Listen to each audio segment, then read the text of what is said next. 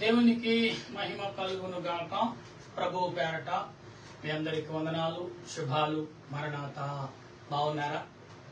ఈ సాయంకాల శుభాలు మీ అందరికి తెలియపరుస్తున్నాను. మరి దేవునికి విధేయత కలిగి ఉండాలని ఉదయకాలం చక్కటి మాటలు ప్రభు మనకిచ్చారు. సాయంకాల సమయంలో కూడా దేవుని యొక్క వాక్యమును మనం ధ్యానం చేస్తూ అటు ఆలోచనలో అనేకమైన విషయాలు మనం గమనిస్తూ దేవుని యొక్క ఆలోచనలకు మనం విధేయతలుగా ఉండటకు గమనిద్దాం. ఎందుకంటే దేవుని అనేకమైన రీతిలుగా ఉన్నారనేది నమ్ముతూ ప్రార్థన చేద్దాం. ప్రార్థన. సర్వోన్నతుడా, సర్వాధికారి అయిన దేవా, నీ స్తోత్రాలు తండ్రి. సమయంలో నీ నామాన్ని బట్టి ప్రార్థన చేయుచుండగా నీ సన్నిధి మాకు తోడుగా ఉంచి నీ ఆలోచన మాకు దయచేసి నీ వాక్యముతో కట్టి బలపరిచినందుకు వందనాలు. మరొక సాయంకాల సమయంలో నాయన మా ప్రియులు నీ బిడ్డలతో మాట్లాడే భాగ్యము మాకు దయచేసి మమ్మల్ని బలపరిచిన మా ప్రభువా, నీ వందనాలు, స్తుతులు, స్తోత్రాలు చెల్లిస్తున్నాం. సమయంలో ప్రార్థిస్తుండగా నీ ఆత్మ నడిపింపు, నీ సన్నిధి కాపుదలను మాకు అందరికి అందించమని మా రక్షకుడును ప్రభు అయిన క్రీస్తు నామమున అడిగి బ్రతిమాలి ప్రార్థన చేయుచున్నాను పరమ తండ్రి. ఆమేన్. తండ్రిని దేవుని సన్నిధి సదా మనకు తోడుగా ఉండి ముందుకు నడిపించును గాక. ఆమేన్. ప్రభునందు ప్రియా దేవుని బిడ్డలారా, మరొకసారి మీ అందరికీ శుభములు తెలియపరుస్తున్నాను.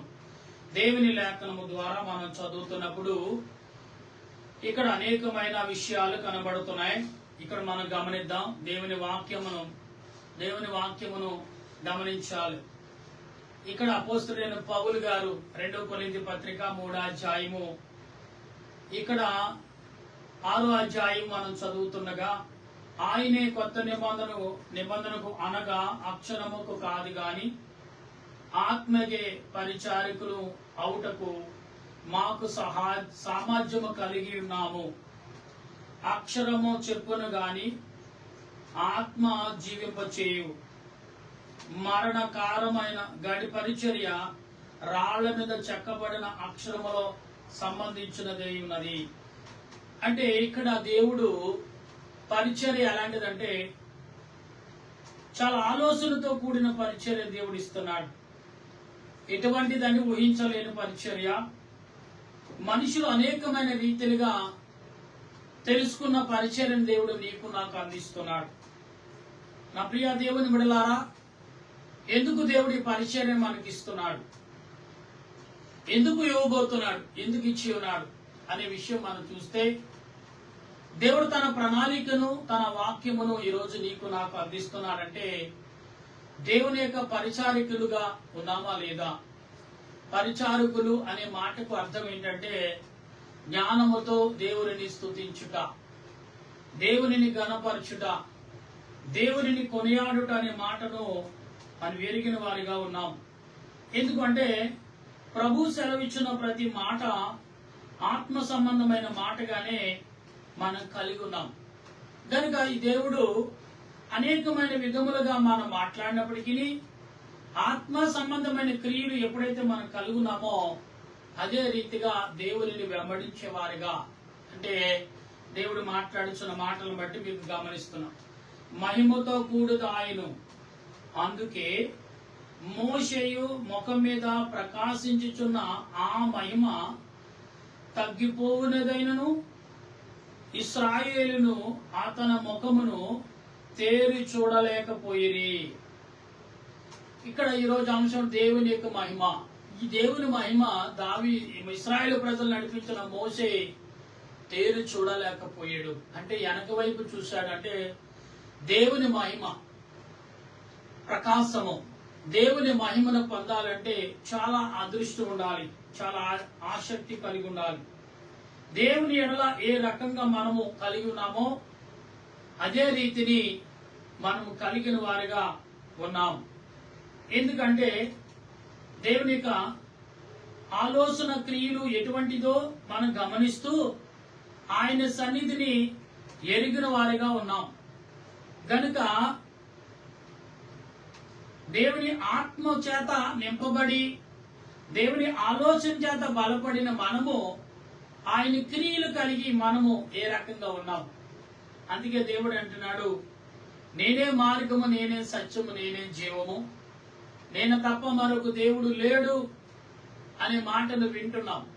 అయితే ఇక్కడ అంటున్న మాటని ఆత్మ సంబంధమైన పరిచర్య ఎంత మహిమ గలదై ఉండును, శిక్షా విధికు కారణమైన పరిచర్య మహిమ కలిగినదైతే నీతికు కారణమైన పరిచర్య ఎంతో అధికమైన మహిమ కలదు. అంటే దేవుని యొక్క శక్తి ఎంత బలమైనదో ఇక్కడ పౌలు గారు చెప్తున్నాడు.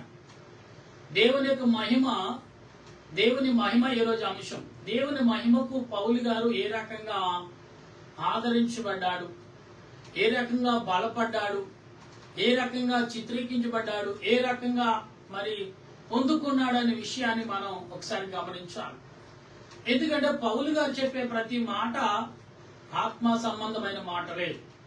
ఈ రోజు నీకు నాకు వినబడుతున్నాయి, కనబడుతున్నాయి అంటే దేవుని ప్రకాశమును మనం పొందుకుంటున్నాం కాబట్టి ఆయన సువాసన మనం కలిగి ఉండాలి.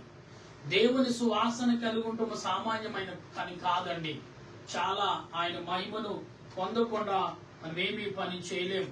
అయితే ఇక్కడ అంటున్నాడు, అత్యధికమైన మహిమ మీరు మీకుండుట వలన, అంటే ఈ వీరికి ఉండుట వలన అంటున్నాడు పౌలు గారు. ఏమంటున్నాడు?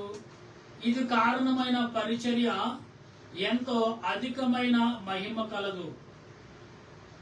అత్యధికమైన మహిమ మీకుండవలన, అంటే అత్యధికమ గల మహిమ మీకుండవలనని గ్రహించచ్చు. అంటే దేవుని యొక్క మహిమను మనకు ఉండాలనేది పౌలు గారు చెప్తున్నాడు.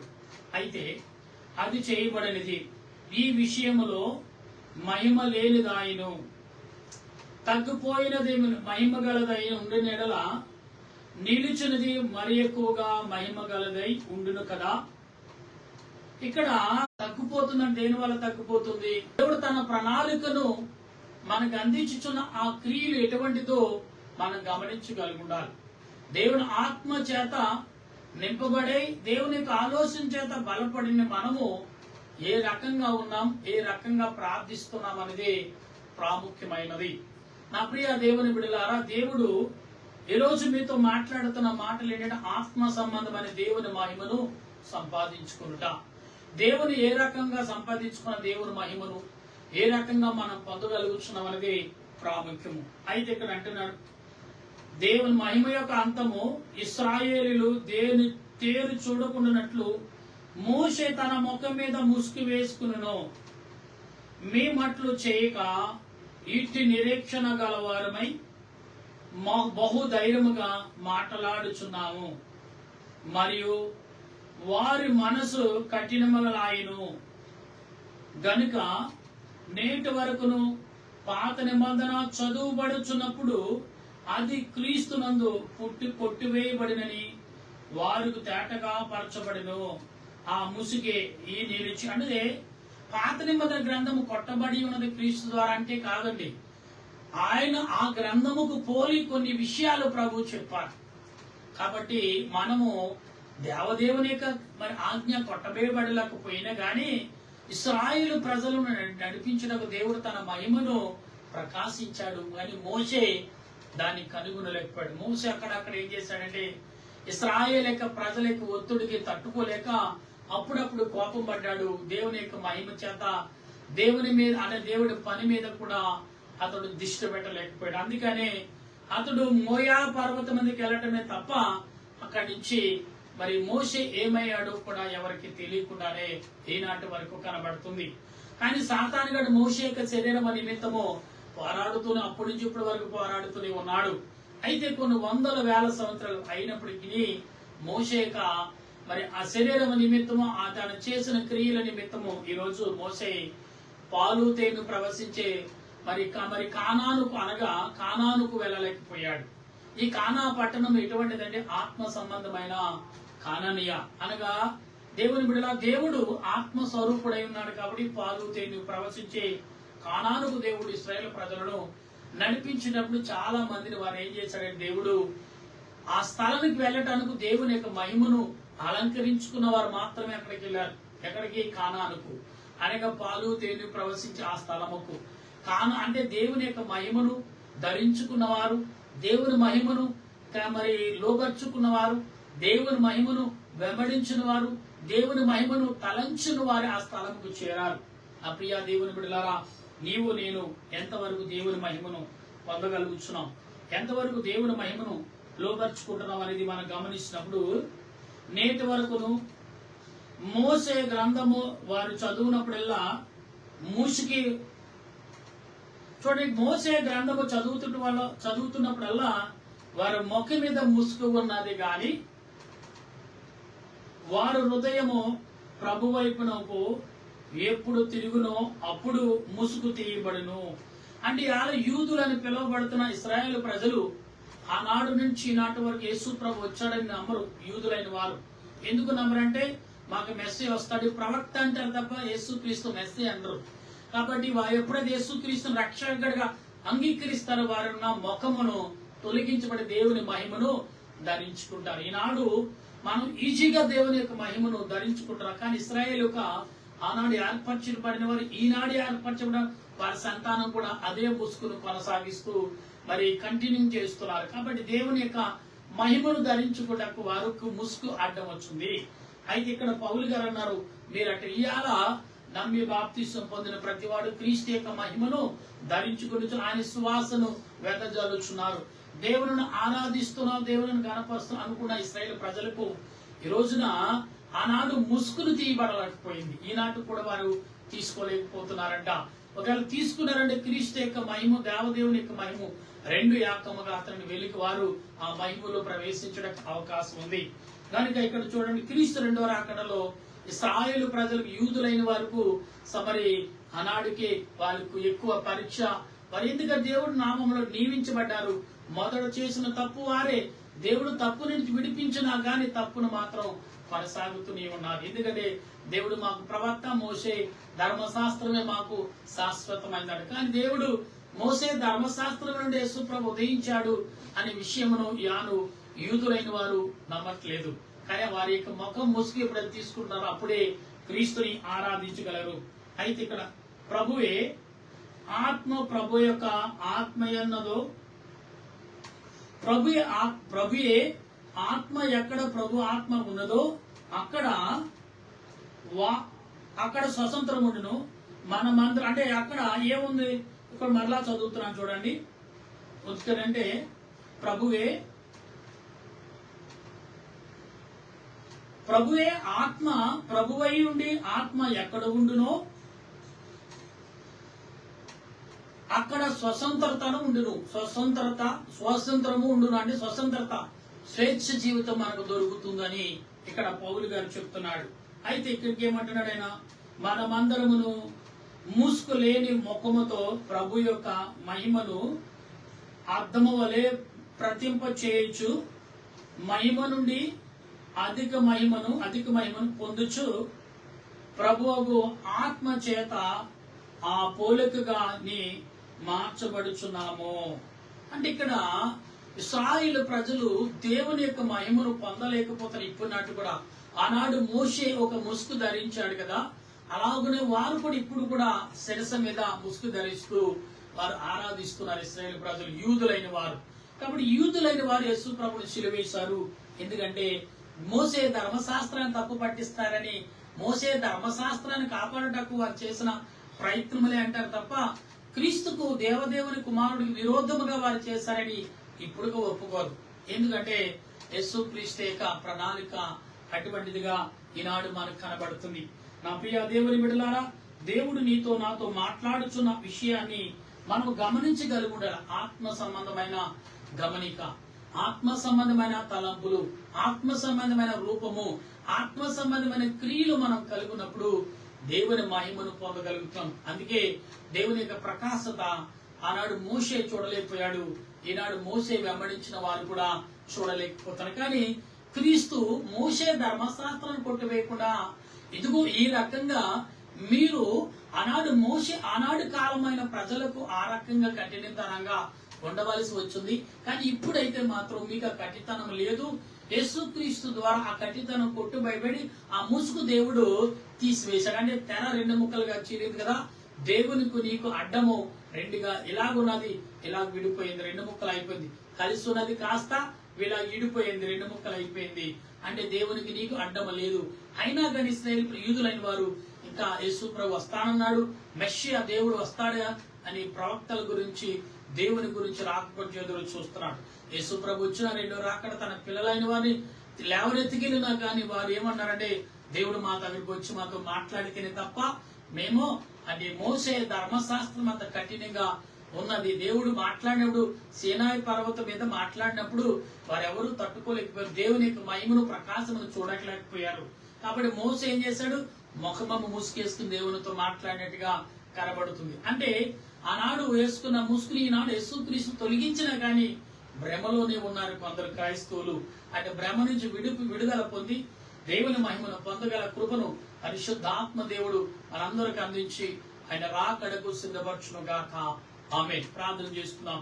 ప్రేమామయుడ, కరుణామయుడ, దయామయుడ, వందనాలు తండ్రి.